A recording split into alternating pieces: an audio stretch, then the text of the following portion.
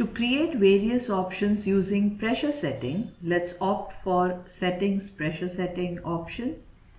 On the right hand side, you will be able to choose the center stone and the outer gems. If I'm opting for a round and round type of pressure setting, right now I've used 3 and 2.7.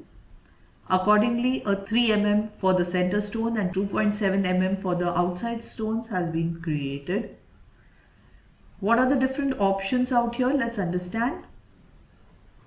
What is the overlap of the gem, outside gems over the center stone? How much deep is the center stone with respect to the others? What is the total metal thickness that I want? So if I increase it, you will be able to see the metal height. Right now I have opted for 1.5. Scooping depth, because my metal thickness is 0.8 and my gem depth is 0.3, I have opted for scooping depth of 1.1.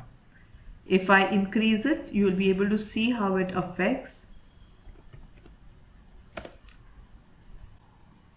If I want a gallery to this, I can simply activate it. You can see the seat thickness and seat spacing. Spacing is what will determine the distance of the gallery. In addition to this, you can also opt for the grain settings. If I opt for triangular, this is how it will look. You can also play with the size, overlap, height, curvature of it. Cutters are inbuilt. You can bake them if you need. And if you say OK, bake it, it's going to give you a good poly surface. Alternatively, if I wanted to go for a round and marquee kind of setting, obviously my outer stones cannot be so small. So let's say I go for 4.5 maybe.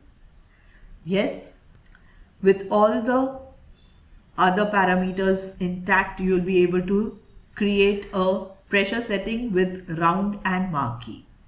Likewise, you can also opt for princess and marquee.